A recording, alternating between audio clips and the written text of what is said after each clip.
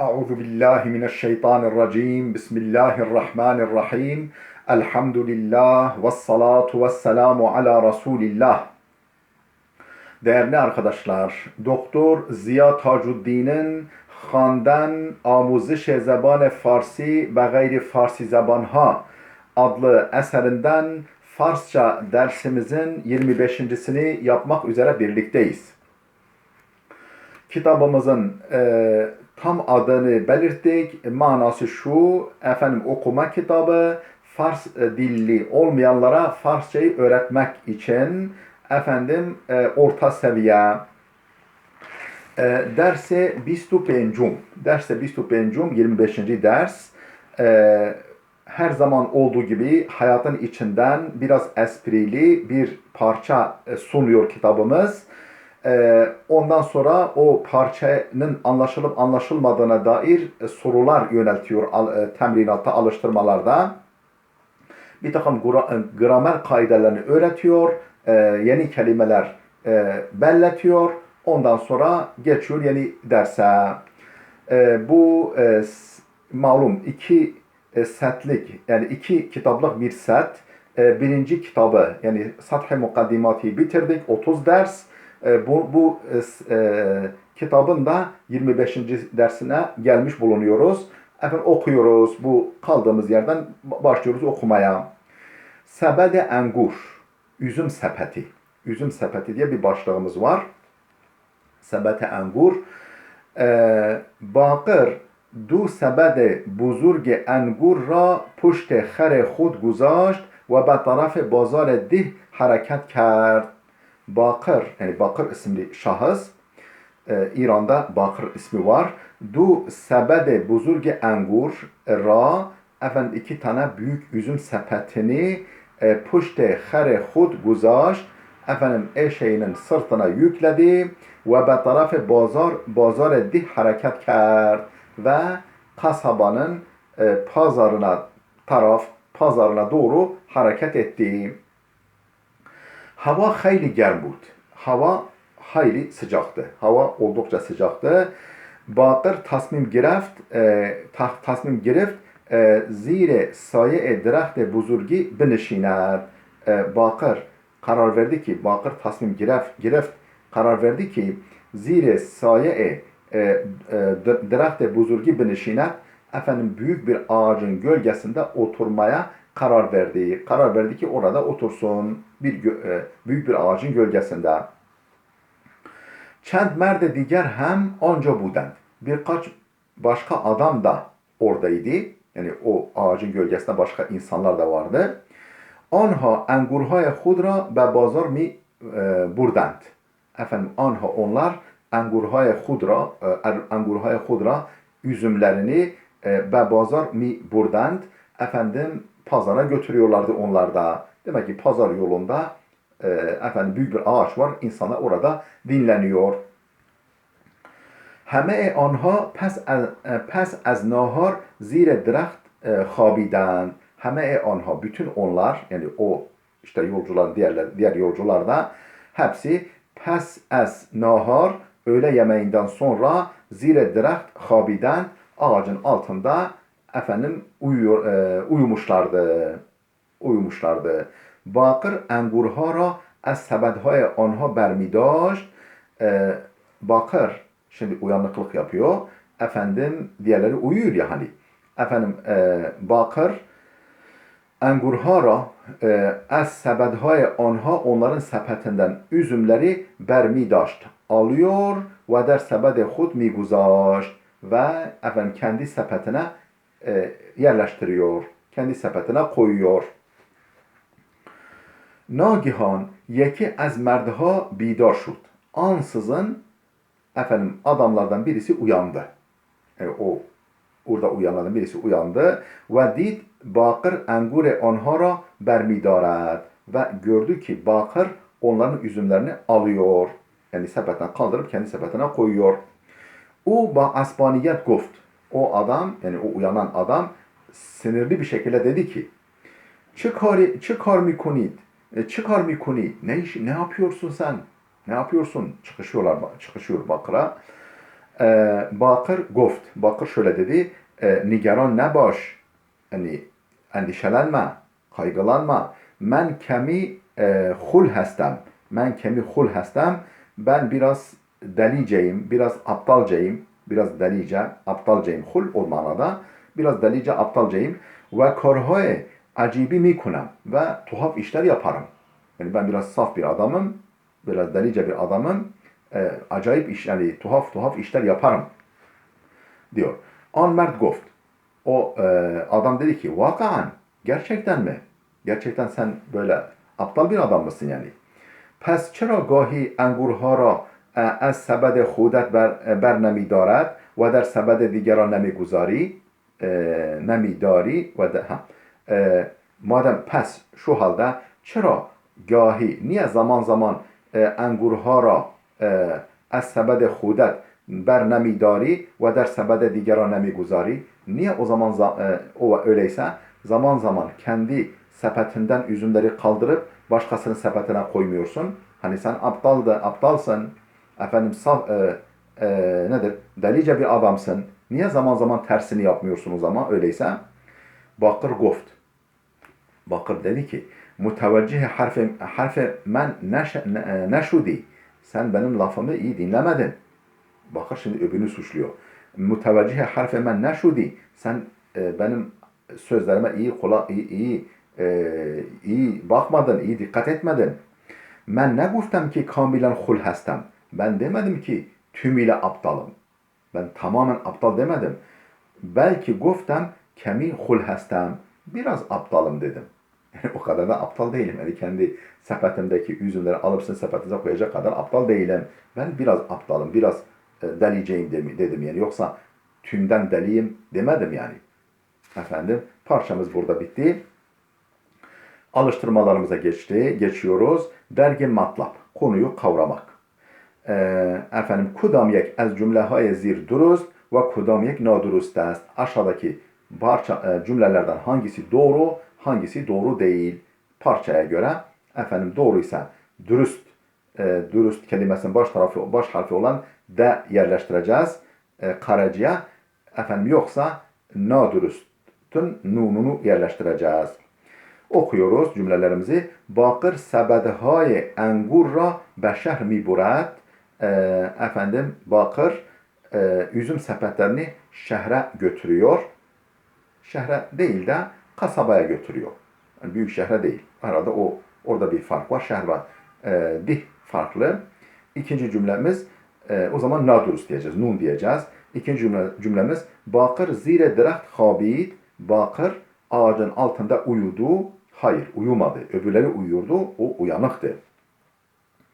Üçüncü cümlemiz Bakır miqdari az engure digeran ra khord. Efendim Bakır başkalarının üzümünden bir miktar yedi. Hayır, yemedi. Sepetine koydu.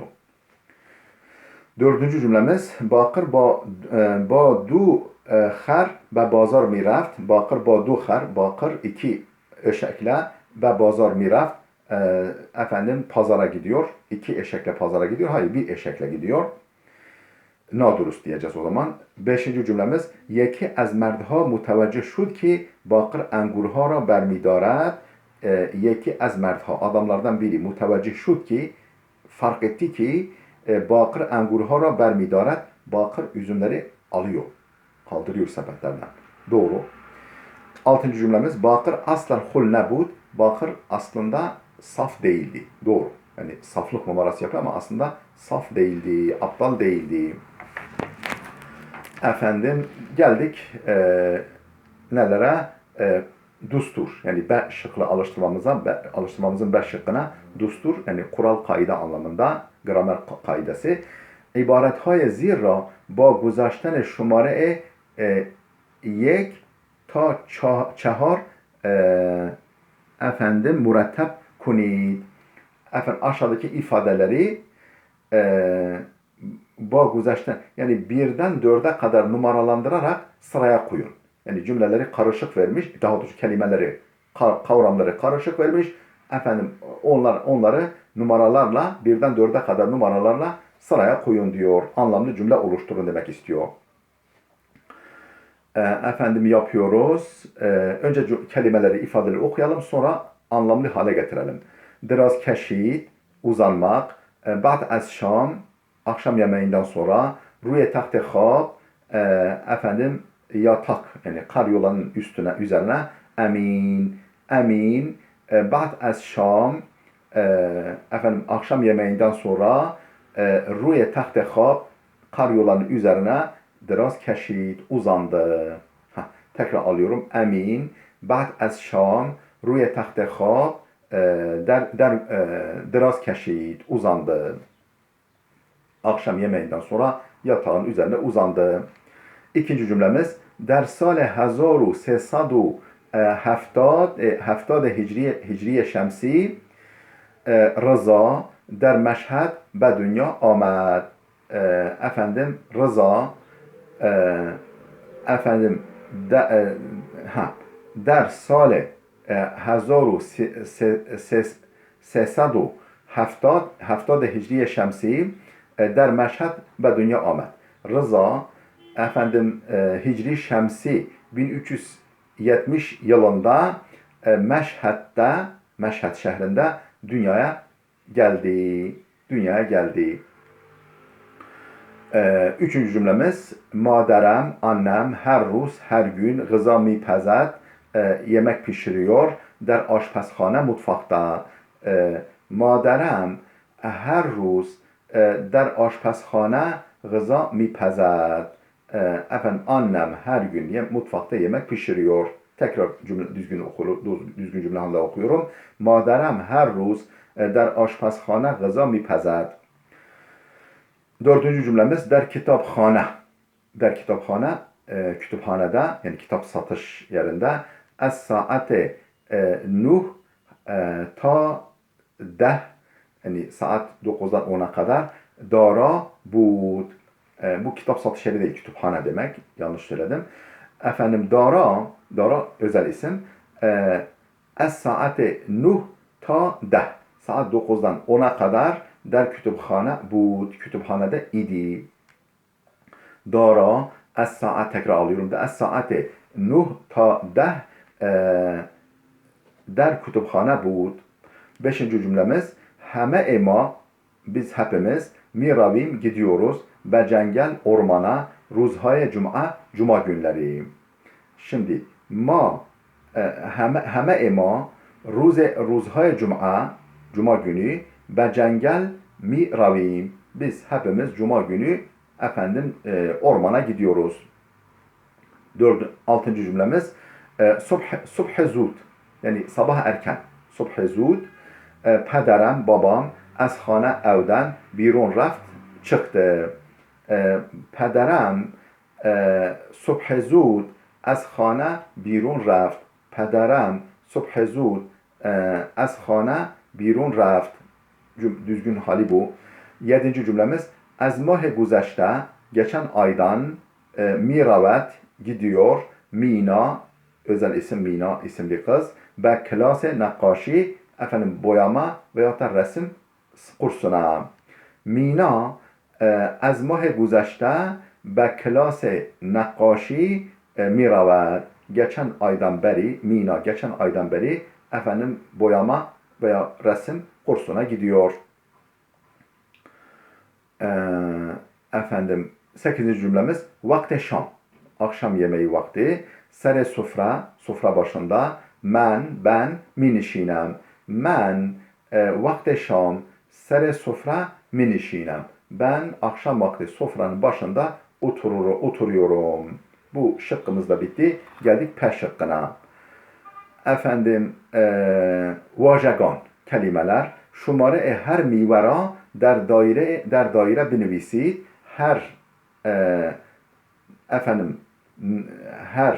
meyvenin rakamını efendim o küçük daireciklerde yazın. Ben mana vereceğim, siz yazarsınız. Sib, elma, portakal, limon,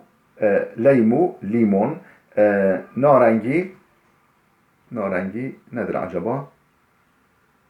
Narengi muhtemelen muzdur. Yok, muz değil. Narengi değerli dostlar. Ben gelecek dersi öğrenip ses söylerim. Veya siz kendiniz de bulabilirsiniz. Çıkaramadım doğrusu.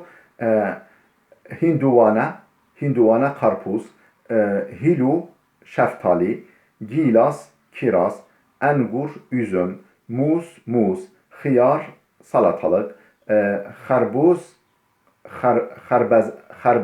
harbeza kavun, tute farangi çilek, tute farangi çilek. Bunları söyledik. Efendim şeyi çıkaramadık. Narengiyi çıkaramadık. Dur bakalım burada sözlüğümüz var ama sözlüğümüze bakalım değerli dostlar. Hem sözlüğe önümde bir sözlük var. Narengi neymiş? Bakalım. Beraber bakalım.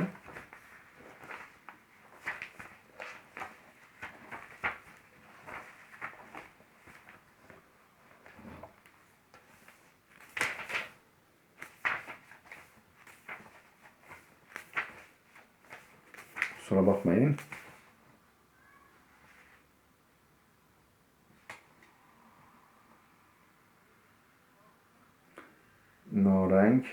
Narengi, efendim, nasube